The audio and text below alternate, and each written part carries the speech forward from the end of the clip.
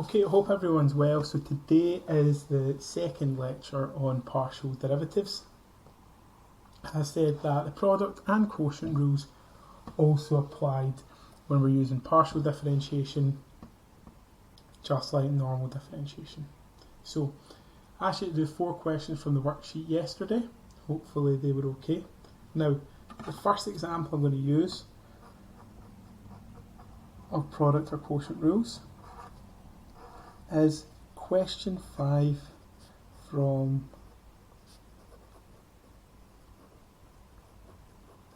worksheet 1. So, if you want to attempt this question first before I finish the example, then feel free to do that.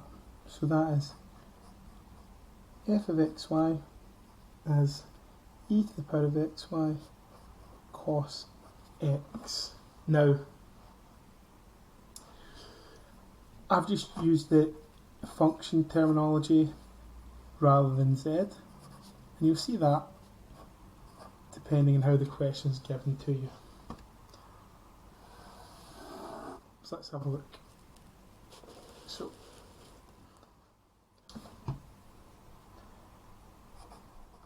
first I'm going to find partial df by dx. So, if I look at my original function, which we'll just write again,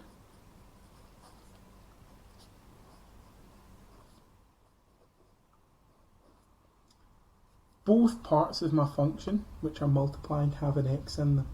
So if I want to find df by dx, I'm going to have to do the product rule. So that's my first function there. That's my second function there. So, remember what happens. We differentiate the first function, assuming the y is a constant. You leave the second function alone, plus you leave the first function alone and differentiate the second function. Right now, what I've got to do is y is a constant here. So if I imagine that was a 2, that would give me e to the power of 2x. If I differentiate e to the power of 2x, I would get 2e to the power of 2x. Right?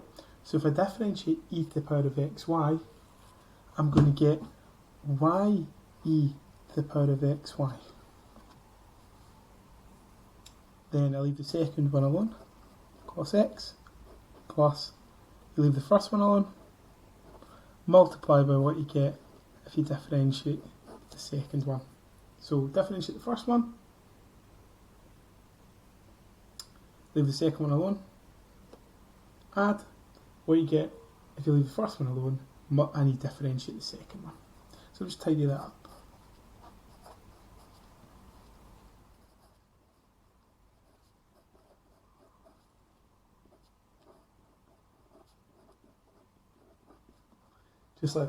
Just like that.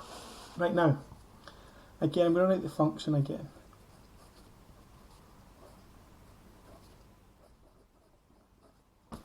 But this time, I want to find partial df by dy. So, it's not a product this time because y only appears in the first term. So, I'm going to differentiate the bit with the y in it, but this is just going to stay the same because it's just cos of a number, and cos of a number is just a number. So, same thing, I'm going to differentiate this assuming that x is a constant. So imagine that's a 4.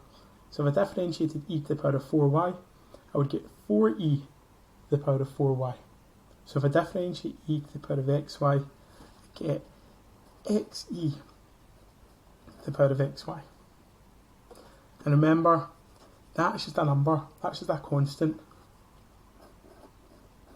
So that just stays as being cos x.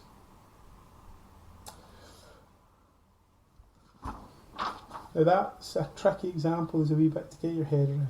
Right, what I want to do is I want to do a second example on a product rule. And again, feel free if you want to try these examples first before I do them myself, and it'll give you a good idea on how you're doing and how much you're understanding partial differentiation. So this time, again, I'll call the function z this time. So z equals 4x squared y plus 6xy sine 3x plus 4. This isn't in the book, this is the question that I've made up. Right, and the question is just going to say something along the lines of find partial dz by dx and partial dz by dy. Right, so again, I'm going to do my answer. And as I've been doing with these questions, as they get more tricky, just because I've got to write further down the page for the camera to see, I've just been writing the function again. It's up to you whether you choose to do that in your answer.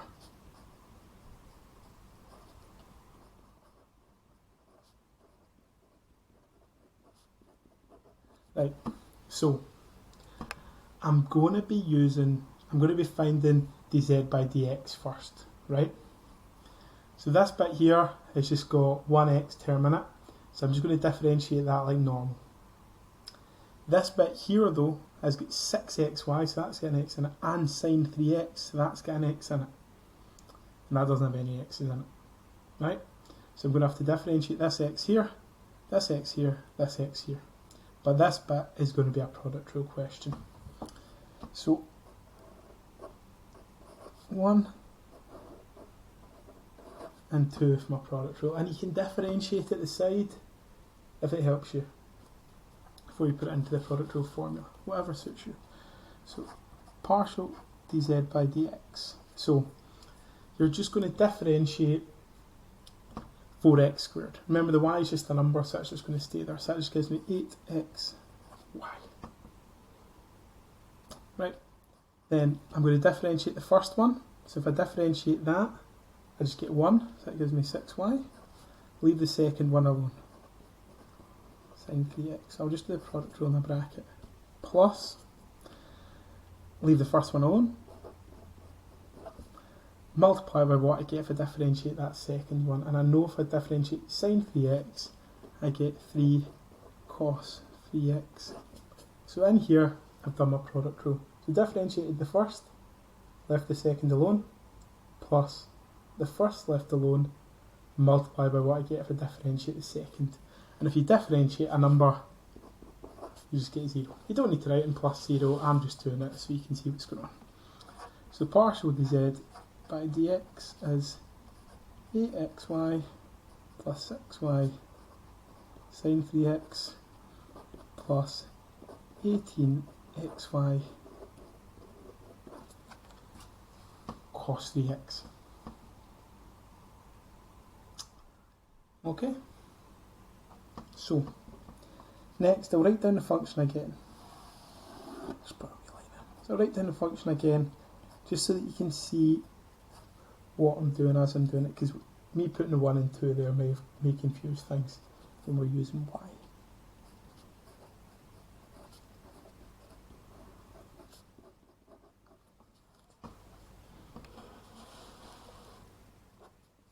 So partial dz by dy, so that's got a y in it, so that's going to become 1. If I look at my function, it's made up of 2 functions, only that part has a y in it, so it's not a product this time. And that's just a constant, so it's going to go to 0. Right, so if I differentiate that, I just get 1, so that's just left as 4x squared. If I differentiate that, I just get 1, so that's just 6x sine 3x. And if I differentiate a constant or a number, I get 0, so that's just 4x squared plus 6x sine 3x. Right.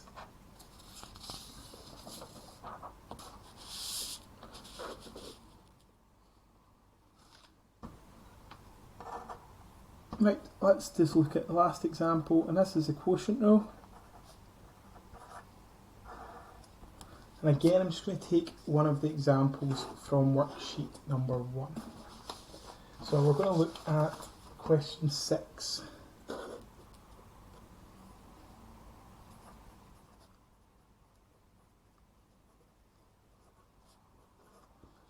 Right, and it says we've got f of xy is x over x squared plus y squared, and again we want to find partial df by dx and partial df by dy.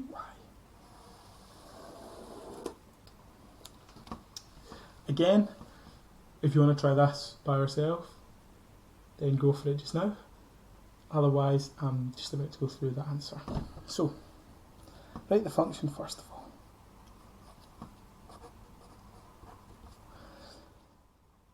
X over x squared plus y squared. And the first one I'm going to look at is df by dx. Now, if you can partial df by dx, so if you can see I've got an x on the top and the x on the bottom of the fraction. So that means it's a quotient rule, right? So that's the top part's the 1 of your quotient rule, the bottom bit's the 2 of the quotient rule.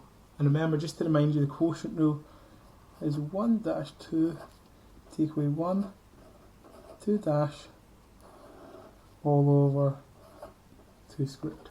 We've not been doing the quotient rule as much as the product rule, so I just thought I would remind you of that. Right, so differentiate the first bit, that just gives me 1, leave the second bit alone, x squared plus y squared. Take away, leave the first bit alone, x, multiplied by what you get if you differentiate the second bit. So if I differentiate that x squared, I get 2x, and if I differentiate that y squared, well, y is just a number, so it just gives me 0. All divided by 2, which is x squared plus y squared squared. Like that. Partial df by dx is x squared plus y squared, take away 2x squared, all over x squared plus y squared squared. If you see, you can just collect the like terms there.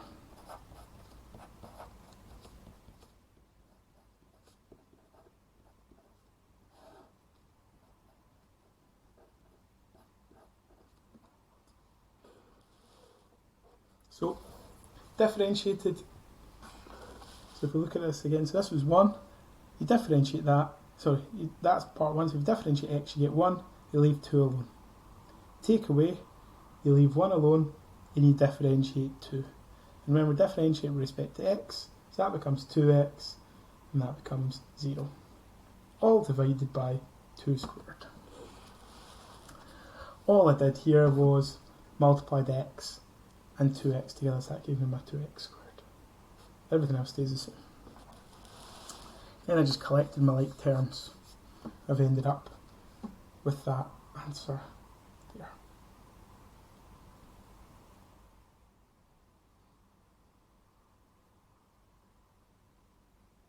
Okay, so that's what we get for partial df by dx.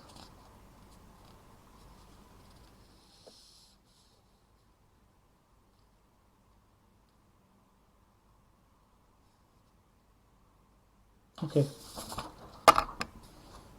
so let's take a new page for finding partial df by dy. So again, write down the function.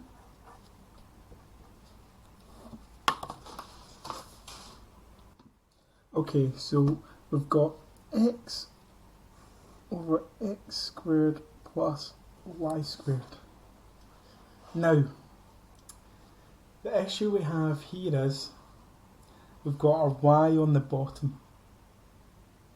Right now, there's no use of indices that I can do that's going to bring that y up because it's an add, right? Now, I know I don't have a y on the top and a y on the bottom, but the only way I can deal with this is the quotient rule again.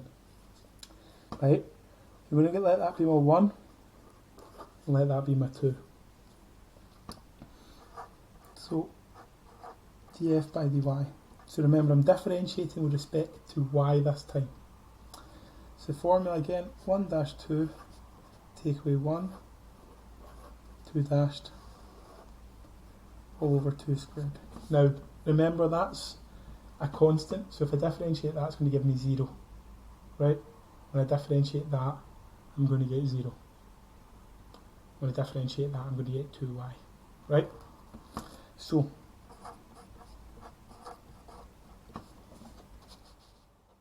so 1 dashed is 0, 2 left alone, x squared plus y squared. Take away 1 left alone, multiply by what I get. So that was differentiate 1, leave 2 alone, take away 1 left alone, and I've got to differentiate 2. So if I differentiate x squared, it's just a number, so it just becomes 0. If I differentiate y squared, I get 2y. All over x squared plus y squared squared.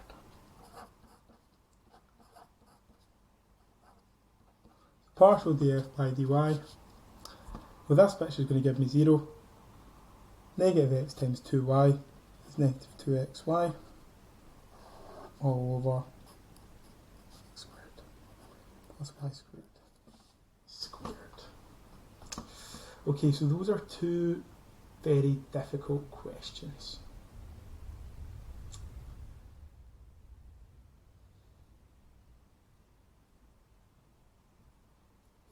Okay, so if you want to try some more questions on product rule, quotient rule that you find online, if you want to try question number 7 from the booklet, it's not product rule or quotient rule, it's just a normal standard looking question. So I wouldn't worry too much about either of those. Right, so if you want to go back and try those questions yourself, the answers are here. I've not got a worksheet on that, but as I said, don't worry too much about it. As long as you can use the product rule, don't worry about the quotient rule, because those ones are a wee bit more difficult because it's not as obvious to you as the product rule normally or the quotient rule normally is. Okay, so the next part of partial differentiation is second order partial derivatives.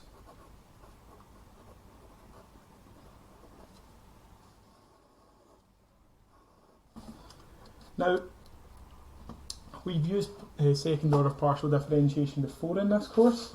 I've used it before in this course to find the nature of turning points. We've used it in loads of different ways, but normally it's to find the nature of turning points, and it's not going to be any different in this. What we're going to be able to do is see if something is a maximum, see if something's a minimum, or see if something's a saddle on a three-dimensional surface or a three-dimensional plane. So again, what we're going to do is I'm going to show you how to find these derivatives first, and then eventually I'm going to show you how to apply them. Right, so if z is a function of both x and y, and we say that as z equals f xy like that, right? Don't need to worry about that. It's just maths terminology. So all we need is z has both an x and a y in it. Okay, that means it's three-dimensional. Then we have d squared z by dx squared. And to get that, you take your dz by dx and you differentiate that partially with respect to x again, right? So I get my partial dz by dx and I differentiate that with respect to x again. So that's differentiate with respect to x twice. Right, so you're differentiating with respect to x, then you're differentiating with respect to x again. Then, straightforward second one, d squared z by dy squared, same thing. So you start with dz by dy, so you've differentiated z with respect to y, but again we're going to differentiate that with respect to y again. So we differentiate with respect to y twice, right? WRT just means with respect to, right? Or just think about it as I differentiate the x's twice, differentiate the y's twice. Okay, now the next two are what's called mixed derivatives. So let's look at the first one. So partial dz by dy dx. Now, you've got to watch the order of this. It's the opposite of what you think.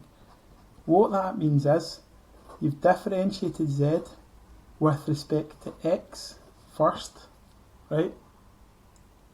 And you take that answer and you differentiate that partially with respect to y, right? So it's the opposite of what you think. So you differentiate with respect to x first, then with respect to y.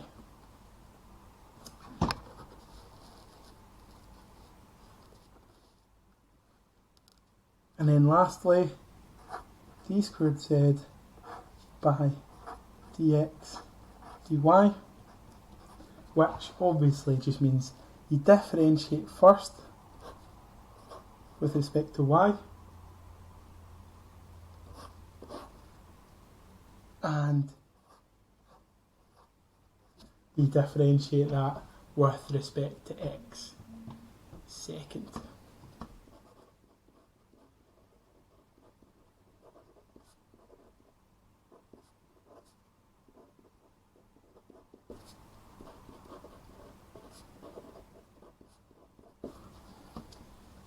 Now, in many cases, so let's just have a look. So we've got with respect to x twice, with respect to y twice.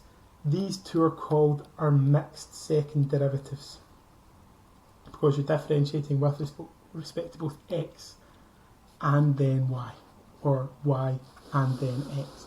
Now, in most cases,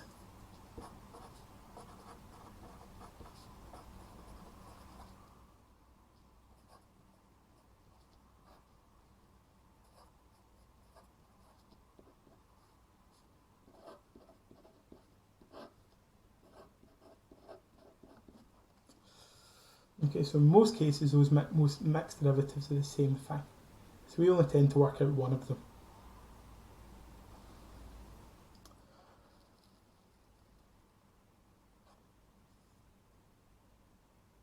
Okay, so let's look at some examples.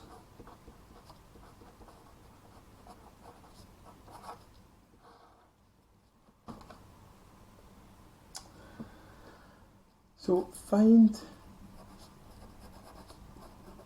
all the second order derivatives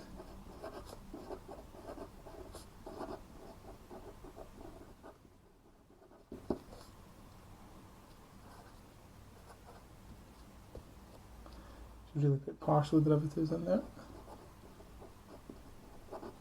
Find all the second order partial derivatives for z equals 4x squared plus 7xy plus y cubed. Right. So here's an error on that paper. So let's just do that to get this going. Right. So first of all, I'll do my first order derivatives just like I've done previously. So partial dz by dx. So just differentiating anything that's got an x in it. Anything that's just a y becomes 0, right? So differentiate that, gives me 8x. Differentiate that, it gives me 1. So I'm just left with 7y. And that doesn't have an x in it, so it just becomes 0 and goes away. Okay, let's look at partial dz by dy. So that doesn't have a y in it, so it just becomes 0. That y just becomes 1, so it gives me 7x. And that there gets differentiated as normal, 3y squared. So those are my first order derivatives. So let's look at my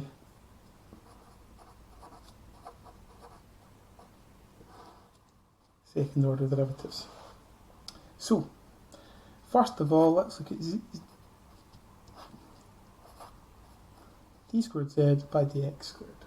So what that tells me to do is take my dz by dx and differentiate it with respect to x again. So I'm just going to take that there and differentiate it with respect to x. So that's an x, so if I differentiate that, I get 8. If I differentiate something y, y is just a number, remember, so that just gives me 0. So it's 8 plus 0, which is just 8. Okay, d squared z by dy squared.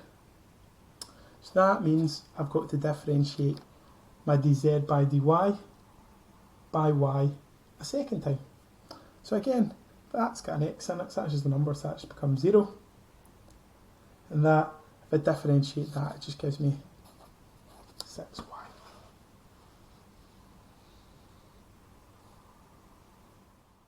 Okay, now let's look at our mixed derivatives. So first of all, we're going to look at d squared z by dx dy. So that means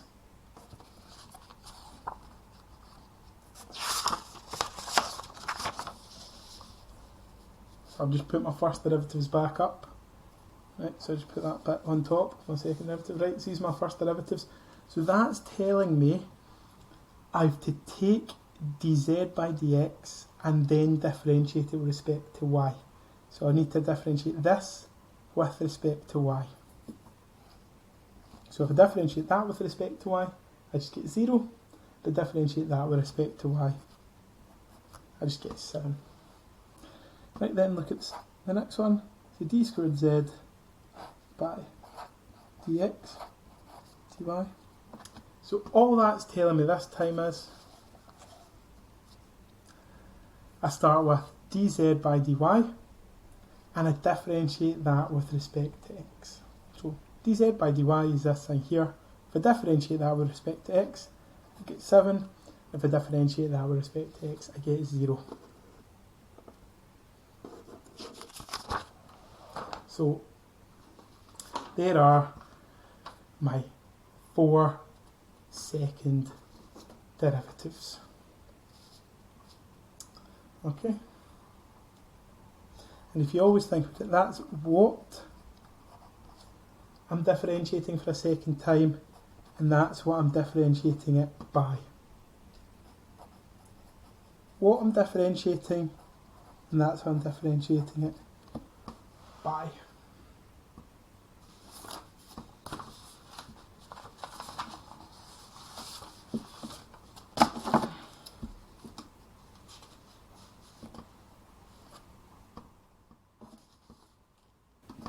Okay, so let's do a second example of second order partial derivatives. So, firstly,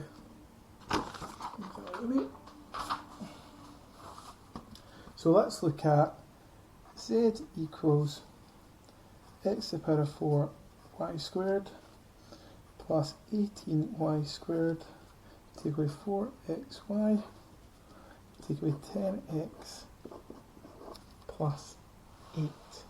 So this is example 2. And I'm going to ask you to find all the second order partial derivatives. Okay, so first of all, we've got to find the first order ones. So we've got to differentiate it with respect to x, then differentiate it with respect to y.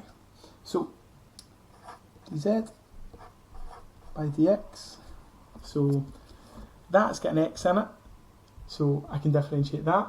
That doesn't, so that's going to become 0. That's got an x in it, so I can differentiate that. That's got an x in it, so I can differentiate that. That doesn't, so it's just going to become a constant. So if I differentiate this, it gives me 4x cubed, and remember y is just a constant, so it stays as it is. That bit there I've said gives me 0 because it's not got an x in it. If I differentiate the x here, it just gives me 1. And the 4 and the y are two constants, they just stay the way they are.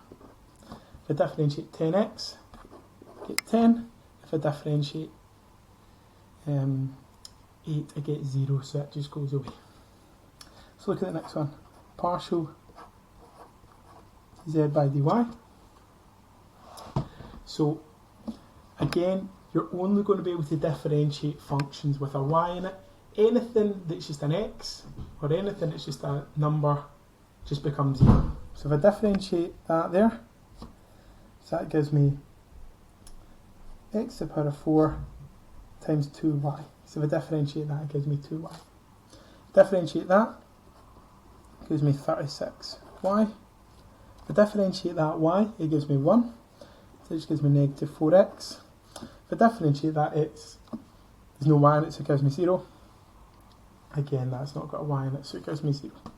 So that means dz, partial dz by dy is 2x to the power of 4y plus 36y. Take away 4x. And those are going to be the two first order partial derivatives I'm going to use to differentiate again. Okay. So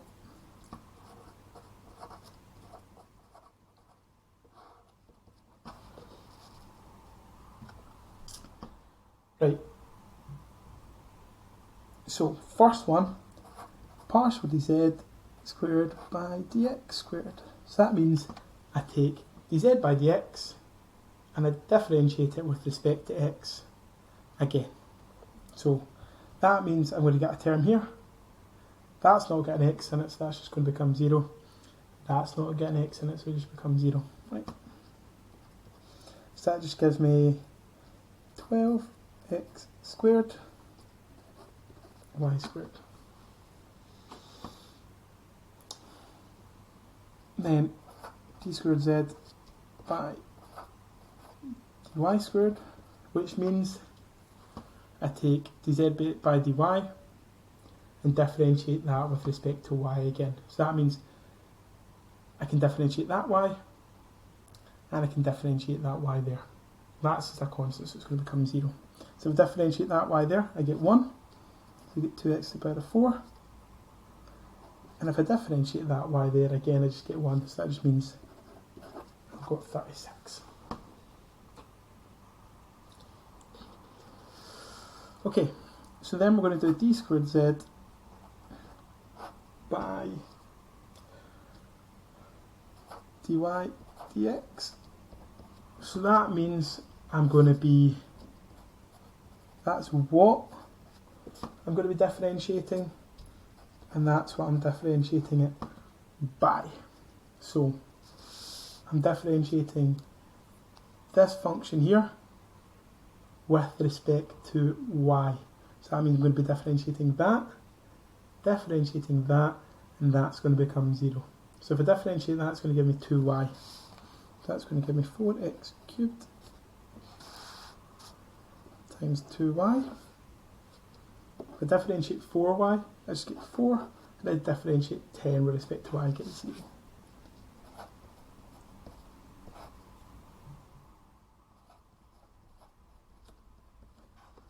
So that means that my answer to that is just 8x cubed y take away 4. Okay, so next one I'm going to be looking at is d squared z by dx dy.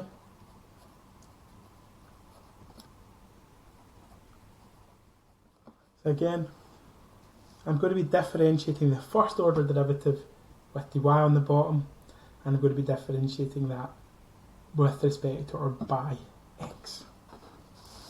So that means I'm going to be taking my dz by dy and differentiating all the x's. So I'm going to be differentiating that x and that x. That's going to give me 0. So if I differentiate that, it's going to give me 8x cubed. And that y is just a constant, so it stays the same. So that gives me 8x cubed y. If I differentiate the 36y with respect to x, well, it's not got an x in it, so it just becomes 0. And if I differentiate that with respect to x, I just get take away 4. And as you can see, I've got all 4 derivatives and my 2 mixed derivatives. As I said, is normally the case, but not always the case, are the same. Right, so what I would like you guys to do is have a look at worksheet number 2. So worksheet number 2 looks like that. Right, and again I would like you to try 1 and 2. Now, questions 3 and 4 are to do with partial differential equations. What I want to focus with is just now is being able to do the first and second derivatives. Right, I just want, and in fact in this exercise, rather than doing that, I just want you to find all the second derivatives. I don't want you to confirm that. Right, you find all the second derivatives like I've done, because that's what the way in which we find maximums, minimums, or saddle points. So this one here is a pretty straightforward one, just like the one we've been doing. Watch this one. It's a lot more tricky because you've got a product in it. Again, the answers are at the back of the book, which is available on Teams or on Moodle. So please have a go at those questions, and I'm hoping tomorrow or maybe next week, although it's the holidays, I will finish off partial derivatives by looking at maximums, minimums and saddle points. So hope you enjoyed that. Hope you're enjoying your studying. If you've got any questions, please let me know in Teams or email me or get me on Moodle. If there's any questions you're not sure about, I can sit and do the answer on the camera. It's not a problem. Just let me know.